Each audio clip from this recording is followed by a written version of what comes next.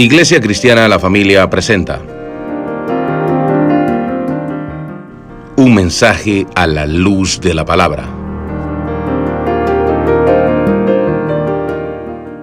con el pastor Bernardo Ríos. A continuación.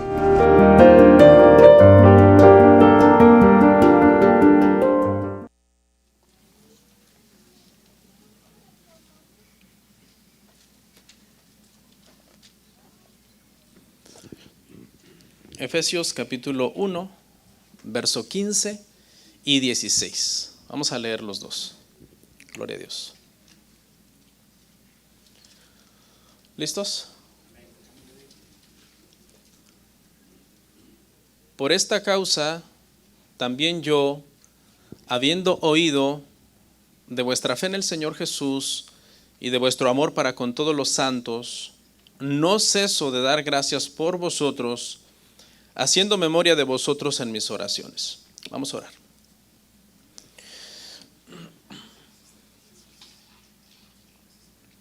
Padre, muchas gracias por este día. Nos permites estar aquí. Es una bendición grande, Padre, poder adorarte, poder escuchar tu palabra juntos. Queremos atesorar tu palabra en esta mañana, Señor, y ser edificados a través de ella, Padre. Ayúdame a poder exponer fielmente este pasaje, poder explicarlo, Señor, poder llevar a mis hermanos a través de todos estos versos y poder aprender, Señor, tu propósito, tu voluntad para nosotros, Señor. Te lo pido en el nombre de Jesús. Amén. Amén. ¿Pueden sentarse, hermanos?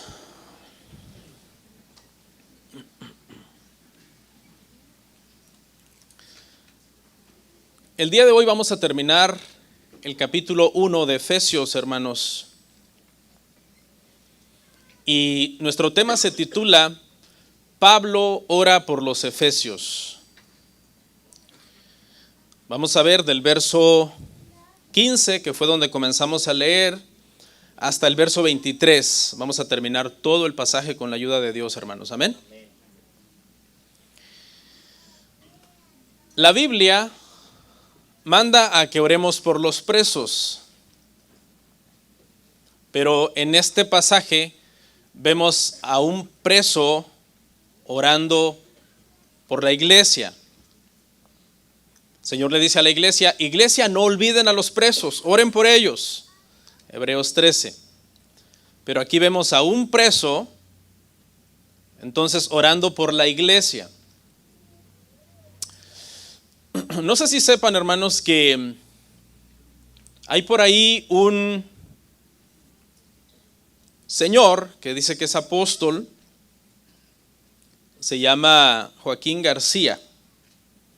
Supuestamente es apóstol de una secta que se llama La Luz del Mundo. Está preso y se demostró su culpabilidad. Fue sentenciado ya a pagar por sus delitos. Está siendo acusado de abuso sexual. Y sus seguidores, que son muy fanáticos, la gente que cree en los apóstoles son muy fanáticos, en los apóstoles de estos días, creen que este hombre está ahí injustamente, que está preso injustamente.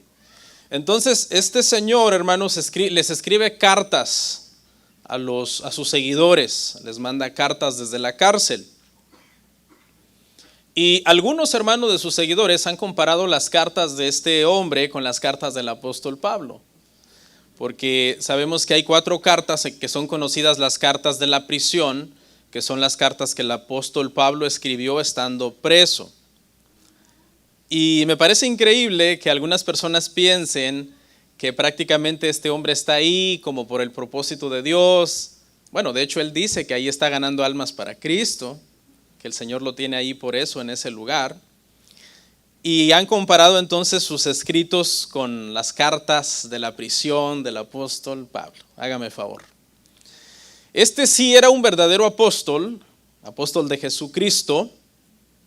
El apóstol Pablo escribiendo desde la prisión a la iglesia.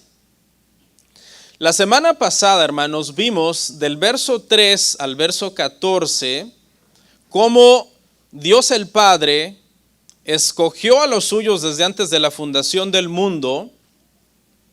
Luego Dios el Hijo, nuestro Señor Jesucristo, redimió a esos escogidos muriendo por ellos en la cruz del Calvario.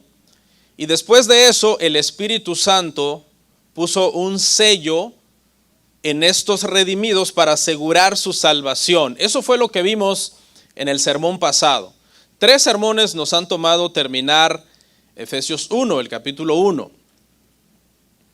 El día de hoy vamos a terminar, hermanos, este capítulo, y prácticamente lo que vamos a ver aquí en el resto del capítulo, verso 15 al 23, es Pablo orando por los hermanos de Éfeso.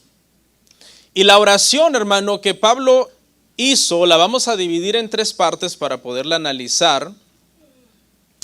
Pero básicamente lo que el apóstol Pablo quiere, hermanos, es llevar a los hermanos a apreciar y a entender plenamente todas las bendiciones que tienen en Cristo.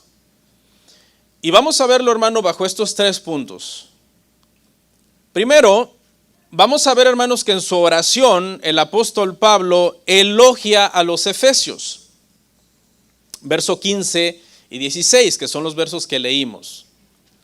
Luego, en el punto número 2, vamos a ver que el apóstol Pablo pide a Dios que alumbre el entendimiento de los efesios, es decir, que sean personas de entendimiento, de sabiduría, de conocimiento. Y por último, en el punto número 3, Pablo exalta a Cristo para que los efesios lleguen a entender quién es el que los ha salvado, que tengan un pleno entendimiento en sí de quién es Cristo, que los ha salvado. Vamos a ver el punto número 1 entonces, hermano. Este elogio, Pablo elogia a los efesios. Y vamos a volver a leer verso 15 y 16. Efesios 1, 15 y 16. Dice así, dice: por esta causa también yo, habiendo oído de vuestra fe en el Señor Jesús y de vuestro amor para con todos los santos, no ceso de dar gracias por vosotros, haciendo memoria de vosotros en mis oraciones. Bueno, ya sabe, tenga su Biblia en mano, su marcador, y váyame siguiendo entonces ahí. Primero, el apóstol Pablo dice: por esta causa habiendo oído. Acuérdese que el apóstol Pablo está en Roma, preso, y es desde esta casa, que le podríamos llamar cárcel, porque estaba preso bajo un arraigo domiciliario, es que el apóstol Pablo había oído. Es decir, no fue allí físicamente y se enteró de estas cosas que está a punto de decir, sino que es algo que él escuchó a distancia. Puede ser a través de una persona que vino, le trajo este reporte al apóstol, o por medio de algún escrito, que el apóstol Pablo entonces escuchó estas 2 cosas que está a punto entonces de elogiar a los hermanos de Éfeso. 2 cosas, hermano, les elogia en estos 2 versos. Y estas 2 cosas que les elogia, de alguna manera el apóstol Pablo está diciendo: por cuanto ustedes tienen estas 2 características como iglesia que yo les voy a elogiar, puedo entender que ustedes son una iglesia auténtica, son una iglesia cristiana, son una iglesia verdadera. ¿Qué había oído? Había oído 2 cosas. Número 1, dice: he oído de su fe en Cristo y de su amor hacia otros cristianos. Estas son las 2 características que el apóstol Pablo va a elogiarle entonces a los hermanos. En primer lugar les dice: he oído de vuestra fe. Y aunque estos efesios tienen una fe activa y viva todos los días, realmente Pablo lo que se está refiriendo es a la fe inicial que ellos tuvieron, una fe inicial de creer en Cristo cuando escucharon el evangelio. sí tienen una fe viva, activa y que ejercen diariamente, porque se mantienen en la fe, pero el apóstol Pablo se está dirigiendo acá al momento en que ellos escucharon el evangelio y creyeron. Esa es la fe, que es la fe para salvación, que el apóstol Pablo está elogiándole a los hermanos. Ser personas de fe, porque escuchamos el evangelio y creímos, es algo bueno. El apóstol Pablo lo elogia.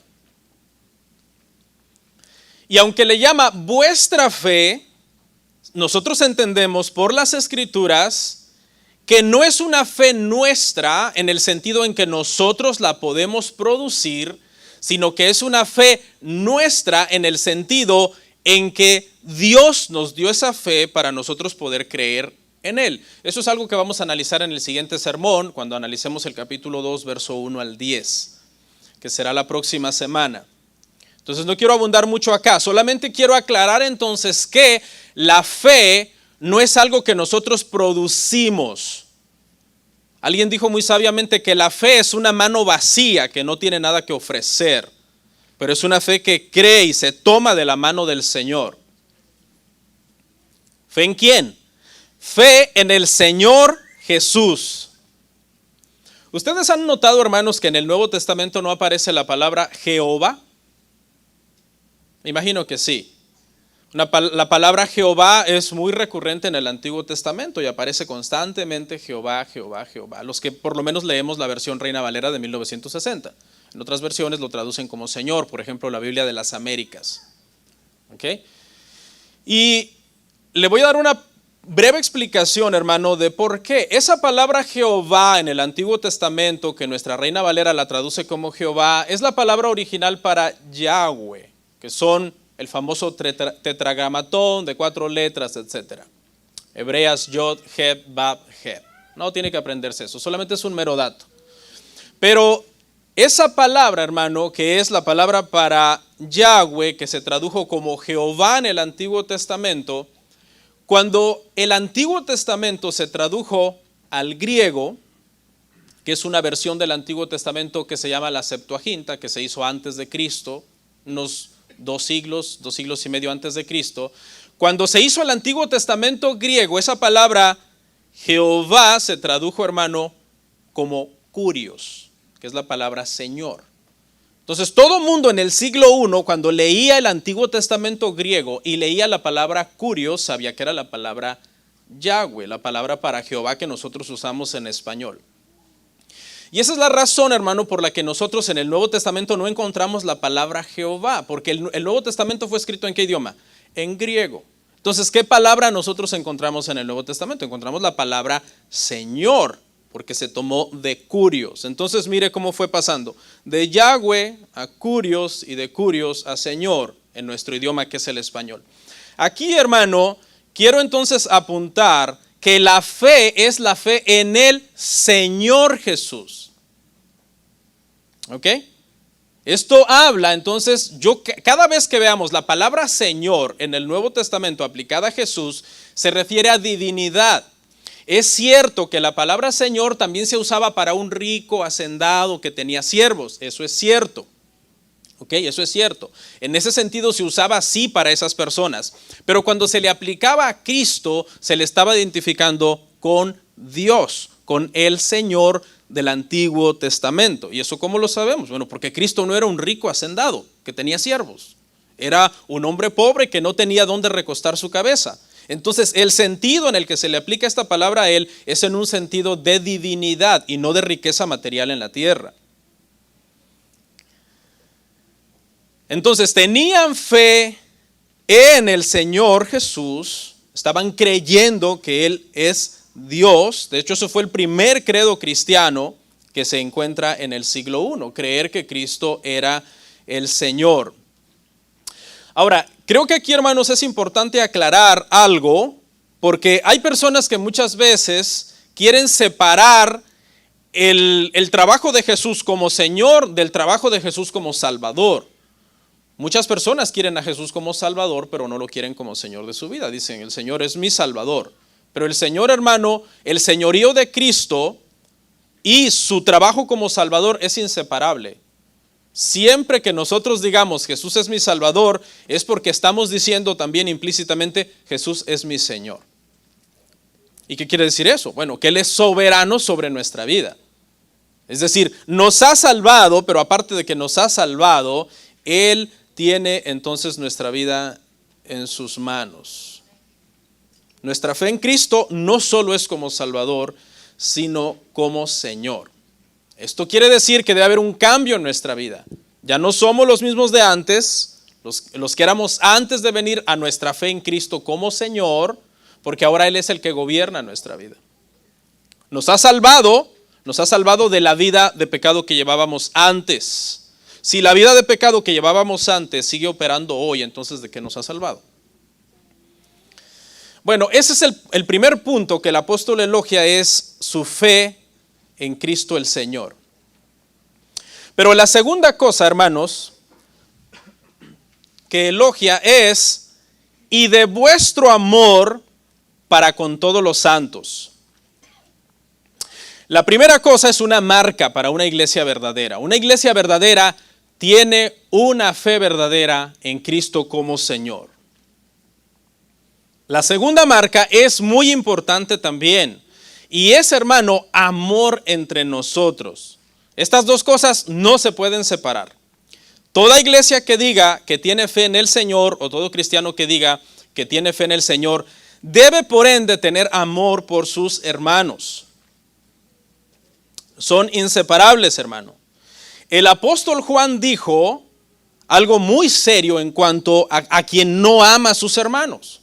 El apóstol Juan dijo que si alguien no ama a sus hermanos, podríamos poner en tela de juicio su nuevo nacimiento. Eso está en 1 de Juan, capítulo 3, verso 14. Nosotros sabemos que hemos pasado de muerte a vida en que amamos a los hermanos. El que no ama a su hermano permanece en muerte. Para el apóstol Juan, aquí es vital. Amar a los hermanos para el apóstol Juan es una marca de nuevo nacimiento. Eso es lo que está diciendo acá. Y dice, y si ves a alguien que no ama a sus hermanos, podemos entonces poner en tela de juicio su conversión y pensar que posiblemente su conversión nunca sucedió. Por eso es que permanece en muerte. No ha nacido de nuevo. El amor cristiano, hermanos, es más que un sentimiento o una atracción. Es más que una emoción o tener cosas en común. El amor cristiano es más algo como de sacrificio, de abnegación, de amar aunque seas rechazado, de orar por el que te maldice y persigue, de ayudar al que en su momento cuando tú necesitaste que te ayudara no te ayudó y te cerró la puerta en la cara. El amor cristiano mucha gente lo confunde, hermano, con sentimiento, con atracción, con emoción, con tener cosas en común. Esto es muy importante, pareciera que no, hermano, pero sabe que mucha gente en las iglesias se tienen amor los unos a los otros, pero es porque lo ven como un sentimiento, como una atracción, por tener cosas en común. El amor cristiano es amar a todos sin hacer acepción de personas.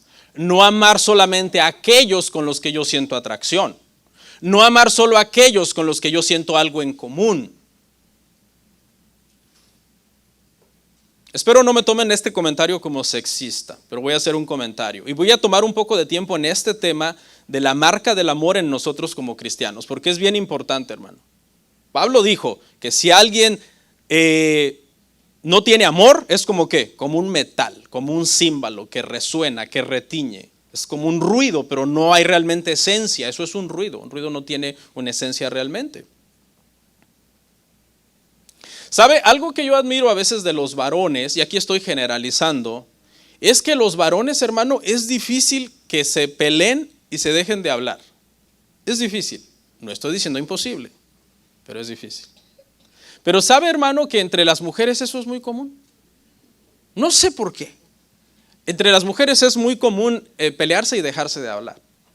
Bueno, los varones incluso, hermano, aunque a veces nos enojemos, somos tan cara dura que nos seguimos hablando. Nos seguimos hablando. Y tú dices, ¿será que aquellos ya arreglaron un problema que tuvieron hace tiempo? Los ves plática y plática y plática y plática, que el trabajo, que el clima, que la política, que no sé qué, hable y hable. Y no, todavía resulta que todavía no han arreglado aquel desencuentro que tuvieron. Las mujeres, hermano, son diferentes en ese aspecto. Y por eso les dije, espero que no me tomen esto como un comentario sexista. El otro día estaba mirando una entrevista. El entrevistador, hermano, estaba entrevistando a puras mujeres. Y la pregunta que les hizo fue esta. La pregunta que les hizo fue, ¿ustedes prefieren tener una mujer como jefa o a un varón como jefe en su trabajo? Fíjese la pregunta, a puras mujeres. ¿Prefieren una jefa mujer o un jefe varón? Y sabe que todas comenzaron a decir, preferimos un varón como jefe. Un varón como jefe, un varón como jefe. Y al hombre le llamó la atención. Dice, ¿cómo ustedes siendo mujeres no quieren a una mujer de su mismo, ¿verdad?, sexo, que las entienda?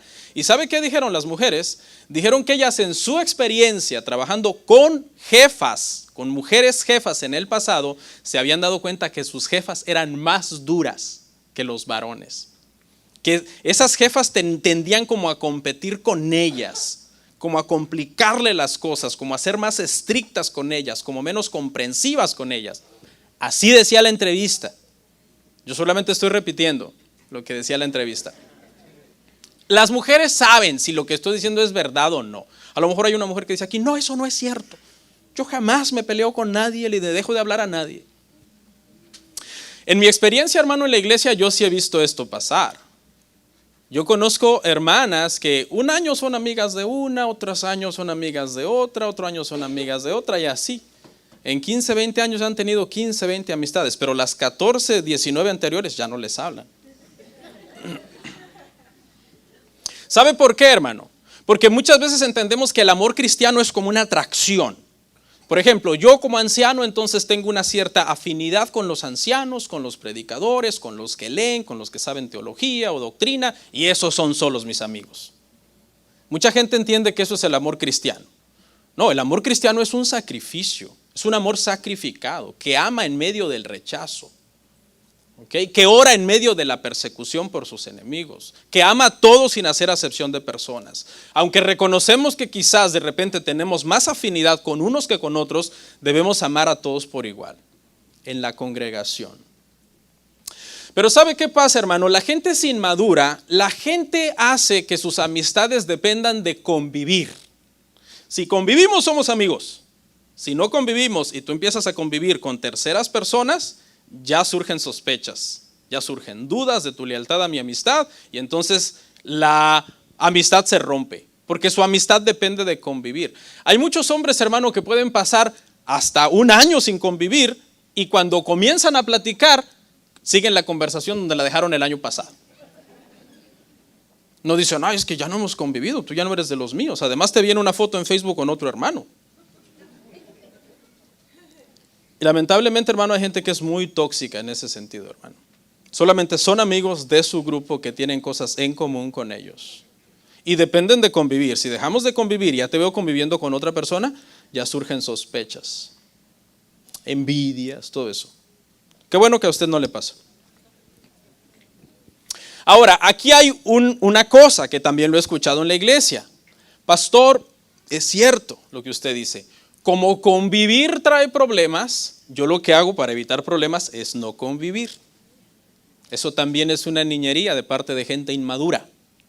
Yo no convivo con nadie para evitar problemas. Eso es una niñería. Tarde o temprano vas a necesitar ayuda de alguien. Porque somos seres sociables. Necesitamos, hermano, convivir y compartir en armonía unos con otros. Estas son las dos cosas que el apóstol Pablo elogia aquí. Y yo quise detenerme un poco en este tema del amor, porque muchas veces las iglesias podemos jactarnos de una sana fe, de una buena teología, de una buena doctrina y no tener amor. Andar entre nosotros como perros y gatos, proclamando buena doctrina, buena teología, pero no nos amamos. Y lo que básicamente enseña aquí el apóstol Pablo es que una iglesia verdadera tiene las dos marcas y que esas dos marcas son inseparables. Porque el apóstol Juan lo que está diciendo es, el que dice amar a Dios y no ama a su hermano es un mentiroso. Y es más, ponemos en tela de juicio su nacimiento de nuevo y es posible que permanece en muerte. Podemos dudar entonces de la salvación de una persona que se niega a buscar la reconciliación y el amor. Si hay dos personas en la iglesia que se pelean y tú los llamas a reconciliarse y uno de los dos dice no quiero nada, podemos bíblicamente pensar que no es cristiano. Eso es lo que enseñan las escrituras. Aunque diga, pero es que yo creo en Jesús, yo creo en el Señor Jesucristo, ¿cómo vas a decir que no es cristiano? Pero la Biblia no separa. El que cree en Cristo ama a sus hermanos.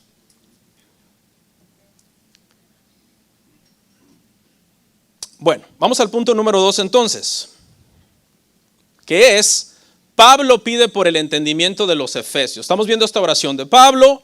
La primera parte elogia a los efesios, elogia dos cosas, su fe en el Señor Jesucristo, su amor unos por otros, pero ahora pide por más entendimiento para los efesios. Lea conmigo Efesios 1, 17 al 19. Para que el Dios de nuestro Señor Jesucristo, el Padre de gloria, os dé espíritu de sabiduría y de revelación en el conocimiento de Él, alumbrando los ojos de vuestro entendimiento, para que sepáis cuál es la esperanza a que Él os ha llamado, y cuáles las riquezas de la gloria de su herencia en los santos, y cuál la supereminente grandeza de su poder para con nosotros los que creemos, según la operación del poder de su fuerza.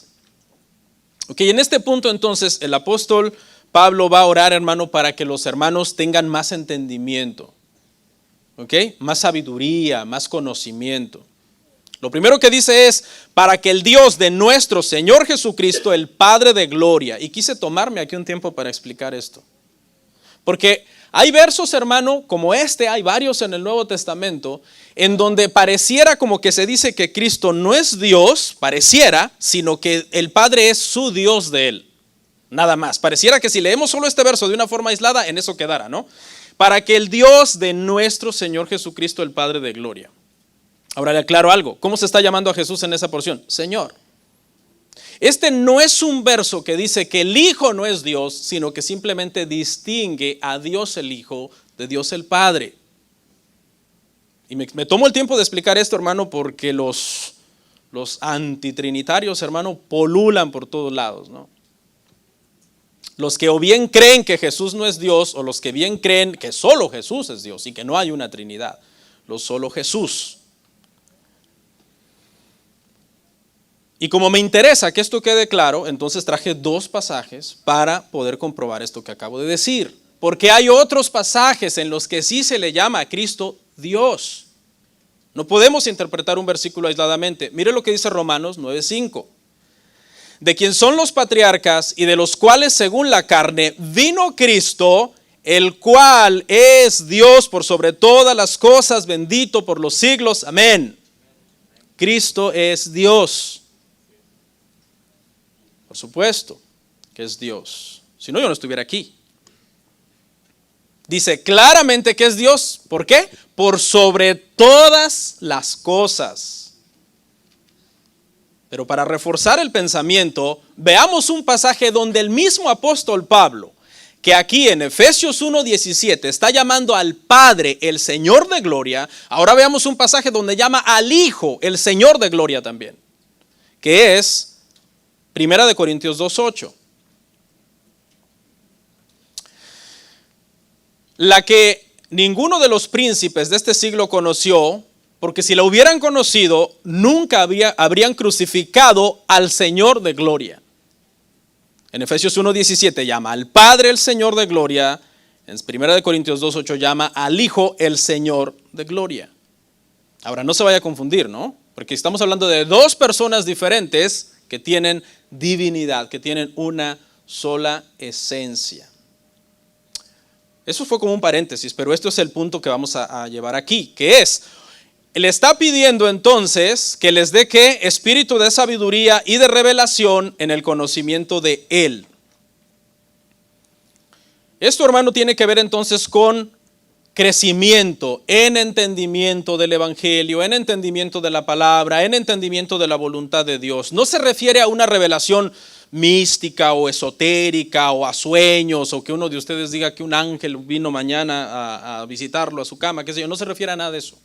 Se refiere simple y sencillamente a seguir creciendo en nuestro entendimiento y conocimiento del evangelio, de las cosas, de la palabra de Dios. ¿Ok?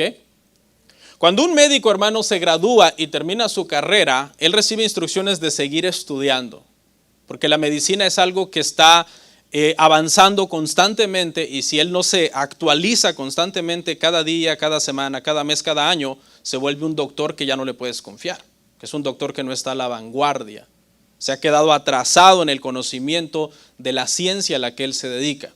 Eso más o menos es lo mismo que pasa con un cristiano que nace de nuevo y luego, en lugar de alimentarse con la escritura y crecer, porque esa es la leche espiritual no adulterada que nos hace crecer a nosotros, y de orar y de congregarse y de servir, no crece. Eso es un problema también. Entonces el llamado, hermano, para nosotros es a que nosotros estemos constantemente como cristianos en un crecimiento. Conocer más la Biblia, conocer y entender más la voluntad de Dios, incluso en medio de las pruebas conocer más a Dios, reaccionar con fe en medio de las tribulaciones, etc. Ahora, también conocer a Dios más, ¿no? No solamente conocer más la palabra, sino conocer más a Dios en su palabra, que son dos cosas diferentes. Hay gente que se conoce la Biblia, hermano, y no conoce a Dios. Que nosotros conocemos, aprendemos sobre Dios en la Biblia, la leemos y aprendemos. ¿Ok? Pero eso se tiene que hacer vida cuando nosotros entendemos que debemos tener una relación con esa persona a la que estamos nosotros conociendo. ¿Qué pasa, hermano, con dos personas que tienen una amistad y con el tiempo su intimidad y conocimiento no crece? Pues no se llega a ningún lado en esa amistad. Es más probable entonces que el tiempo, en lugar de ayudar a crecer la amistad, acabe con la amistad. Nosotros, hermanos, somos llamados a conocer más a Dios. Nadie conoce completamente a Dios, como para decir yo ya no quiero estudiar o conocer más acerca de Dios. Alguien ilustró el conocimiento de Dios con esta historia. Dice que el conocimiento de Dios es como cuando un niño pequeño va por primera vez al océano. Llega este niño pequeño por primera vez al océano y cuando entra en la orilla y las olas del mar tocan sus pies, la primera palabra que sale del niño, que apenas puede hablar, es mojado. Luego se agacha, toma el agua en sus manos, se la lleva a su boca y dice salado. Luego mira al horizonte y ve que eso no tiene fin y dice grande. ¿Ese conocimiento es verdadero? Sí, pero no es exhaustivo, no es profundo. Porque es más que salado. El agua del mar contiene más que sal, contiene muchos otros minerales. Y es más que grande, es inmenso, tiene ríos por dentro y una profundidad que incluso ha sido todavía no explorada. Entonces, hermano, esto habla de cómo nosotros podemos tener un conocimiento de Dios, es verdadero, pero muchas veces es infantil. ¿Y por qué es infantil? Porque no nos hemos preocupado por conocer más a Dios, por leer más su palabra, por crecer más en intimidad con Dios. Y eso es lo que el apóstol Pablo le interesa. A él le interesa que los hermanos, en Éfeso tengan mayor entendimiento, mayor revelación de quién es Dios, de qué es el evangelio. Por eso dice, alumbrando los ojos de vuestro entendimiento. Hay otras versiones que dice, alumbrando los ojos de vuestro corazón, que está refiriéndose obviamente metafóricamente, ¿no? Porque no tenemos ojos en el corazón, pero se refiere a entender mejor. ¿Qué necesitamos para ver con los ojos naturales? Necesitamos luz. ¿Qué necesitamos para ver con los ojos de nuestro entendimiento, con los ojos de nuestro corazón? Necesitamos la Escritura. La Escritura es nuestra lámpara, es nuestra luz. Mire lo que pasó en Lucas 24, 31 al 32. Dice, entonces les fueron abiertos los ojos y le reconocieron, mas él se desapareció de su vista. Y se decían el uno al otro, ¿no ardía nuestro corazón en nosotros mientras nos hablaba en el camino y cuando nos abría las Escrituras? ¿Qué fue lo que hizo? ¿Qué fue lo que pasó? Les fueron abiertos los ojos de su entendimiento a estas personas. ¿A través de qué? A través de la exposición que Cristo les hizo, hermanos, de las Escrituras. Nosotros, hermanos, como creyentes, debemos alimentarnos constantemente con el estudio de las Escrituras, con la palabra de Dios. Es un mandamiento para nosotros. Leer las Escrituras, escudriñar las Escrituras. Un sermón el domingo no es suficiente, uno debe tener devocionales en casa, con la familia, sistemáticamente, ir avanzando, aprendiendo las Escrituras, conociendo más del Señor. ¿Decimos amén, hermanos? Eso es bien importante, bien importante. Si nosotros no tenemos comunión con Dios en su palabra y conocimiento de Dios en nuestra casa, con nuestros hijos, solamente estamos, hermano, llevando una vida cristiana, de iglesia, nada más. Eso no es suficiente. Para que sepáis cuál es la esperanza a que los ha llamado, cuáles las riquezas de la gloria de su herencia en los santos. Pablo quiere que su entendimiento sea alumbrado para que puedan entender entonces todas estas cosas. La esperanza que tenemos, las riquezas de la gloria de la herencia en los santos. Esto, hermanos, lo que quiere decir es que podamos llegar a entender con el paso del tiempo, hermano, a través de las Escrituras y en oración, que nosotros somos considerados como esa herencia en la cual el Padre se va a deleitar en nosotros. Aquí no habla de riquezas materiales, hermano, ¿no? Porque hay mucha gente que ve la palabra riquezas y seguramente piensa, el Señor quiere que yo entienda las riquezas que Él tiene para mí. No se refiere a dinero. Se refiere a riquezas espirituales, como entendimiento, como entender la esperanza, como entender que eres una herencia para Dios. ¿Y cuál la supereminente grandeza de su poder para con nosotros los que creemos según la operación del poder de su fuerza? Aquí en esta frase que acabo de leer, hermano, la frase completa, ¿y cuál la supereminente grandeza? Vaya contando todas las palabras que hablan de poder. De su poder es una, con la cual nosotros creemos según la operación, es otra palabra también para poder. Del poder es otra palabra para poder. Y de su fuerza, 4 palabras diferentes utilizó ahí el apóstol Pablo para poder o fuerza. Una me parece que es kratos, que es poder. Otra me parece que es dunamis, que es poder. Otra me parece que es sinergia, que tiene que ver con energía, donde está la palabra operación. Y lo que el apóstol Pablo quiere que entiendan es cómo el poder de Cristo ahora está en los creyentes. Esto es necesario porque les está hablando a los efesios. Los efesios eran místicos, hermano. Allá se creía mucho en la magia. Por eso ahí fue donde se quemaron todos esos libros de magia cuando las personas se convirtieron al evangelio. Habían personas que creían en los poderes del demonio, de Diana y de todo ese misticismo que se movía en Éfeso, porque era un lugar idólatra. El apóstol Pablo lo que está tratando de decir es, hay un poder superior a todos esos poderes, y es el poder de Cristo que mora en ustedes por ser ustedes su herencia, por ser ustedes sus hijos. Y no se refiere a ese poder, hermano, místico que muchas veces las personas creen. Hay gente que dice, no, yo tengo un poder que si oro por alguien yo lo sano. No se refiere a ese tipo de cosas. Dios es soberano y Él puede sanar a quien Él quiera. Aquí más que nada se refiere a un poder para vivir el evangelio, para vivir en santidad, para predicar el evangelio. Porque es el evangelio el que es poder de Dios para salvación a todo aquel que cree. Y por último, en el punto 3, Pablo exalta a Cristo en esta oración que hace por los efesios. Leemos, hermanos, Efesios 1, 20 al 23. Dice así, la cual operó en Cristo, resucitándole de los muertos y sentándole a su diestra en los lugares celestiales, sobre todo principado y autoridad y poder y señorío, y sobre todo nombre que se nombra, no solo en este siglo, sino también en el venidero. Y sometió todas las cosas bajo sus pies y lo dio por cabeza sobre todas las cosas a la iglesia, la cual es su cuerpo, la plenitud de aquel que todo lo llena en todo. Y en esta parte entonces final de la oración, el apóstol Pablo lo que hace es que los efesios entiendan en perspectiva quién es Cristo que les ha salvado. Por eso comienza mencionando, dice que Cristo es sobre todo principado, Cristo es sobre toda autoridad, Cristo es sobre todo poder, sobre todo señorío.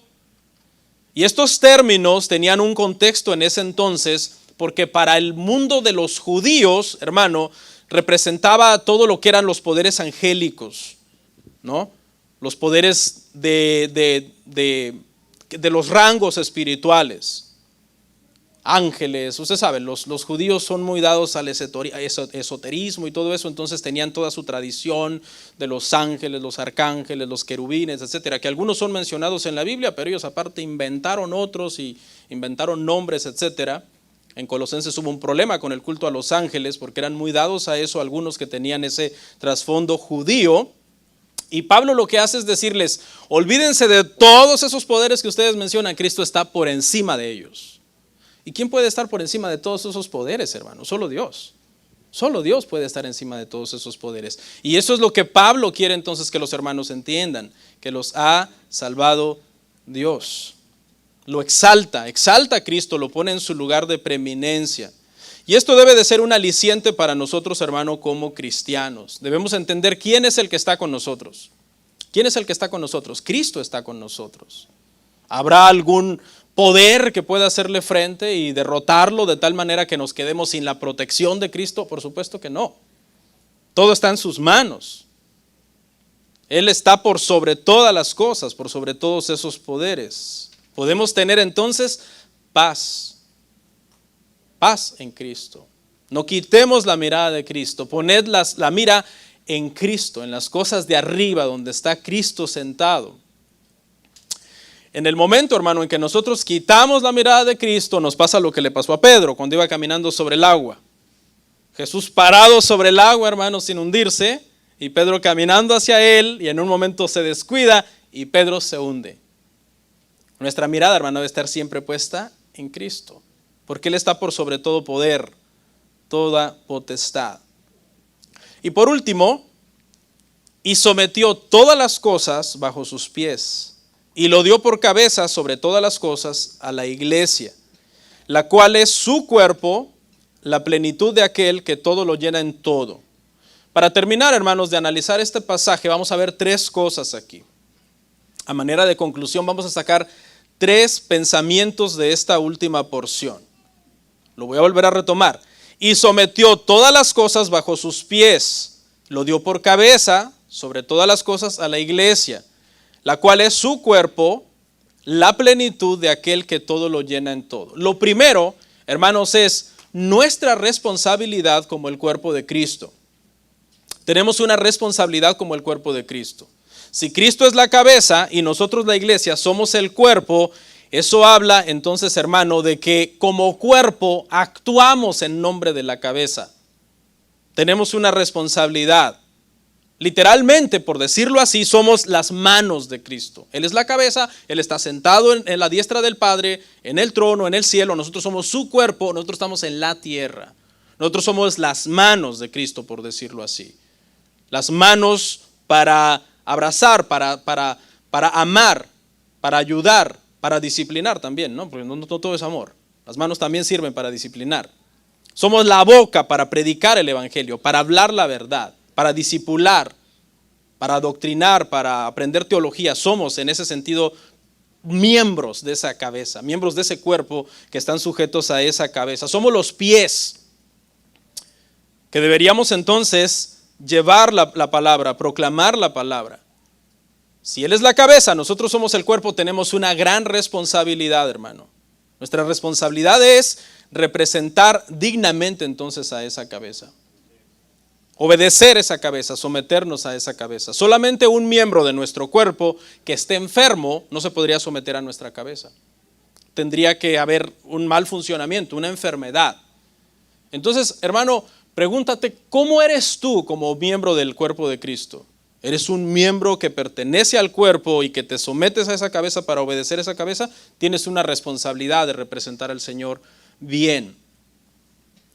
En segundo lugar, también habla de nuestra seguridad. El que Él sea nuestra cabeza y nosotros su cuerpo habla de nuestra seguridad en Cristo. Porque tarde o temprano el cuerpo estará ¿con quién? Con su cabeza. El Señor cuida su cuerpo, ve por su cuerpo, tiene cuidado de su cuerpo. Y no solamente en esta vida terrena, sino para también redimir ese cuerpo. Y poder estar entonces para siempre ¿con quién? Con el Señor. Entonces, en primer lugar, el que Él es cabeza y nosotros cuerpo habla de nuestra gran responsabilidad. Segundo lugar, el que Él es cabeza y nosotros cuerpo habla de nuestra seguridad. Estamos seguros en Él, podemos tener paz en Él. Pero en tercer lugar, también habla de nuestra unidad entre nosotros como miembros del cuerpo de Cristo. Deberíamos de tener esa unidad. Cuando usted se lava las manos, ¿qué le hace la mano izquierda a la derecha? La lava, ¿verdad? Y la derecha a la izquierda, la lava. Se lavan. ¿Sí? Nuestros cuerpos, cuando tenemos una salud correcta y un funcionamiento normal, nuestro cuerpo se hace entre los miembros, hay esa cooperación, esa unidad, esa armonía de hacer todo en pro de algo. Por ejemplo, para que mi boca las palabras que están saliendo de mi boca puedan oírse, mi mano tiene que sostener aquí el micrófono a una cierta altura y todo está bien coordinado.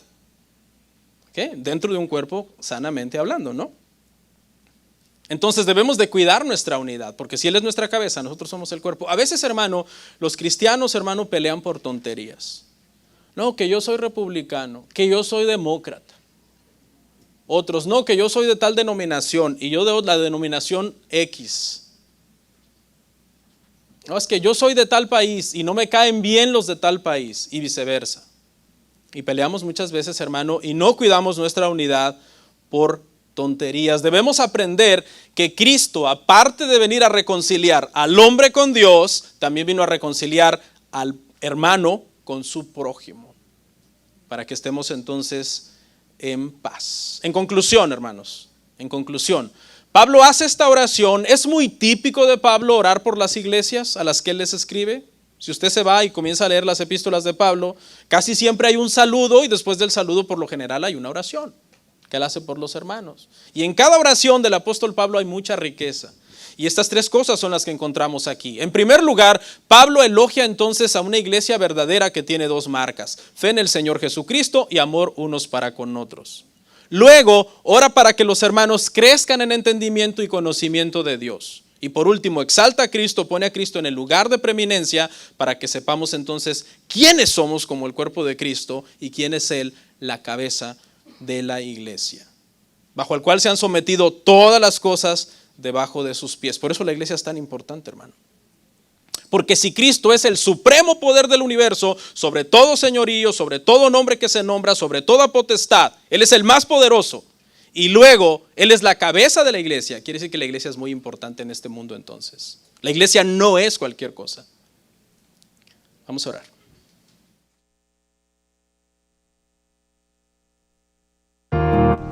Comparte, suscríbete, dale like. Gracias por tu sintonía. Hasta la próxima. Bendiciones.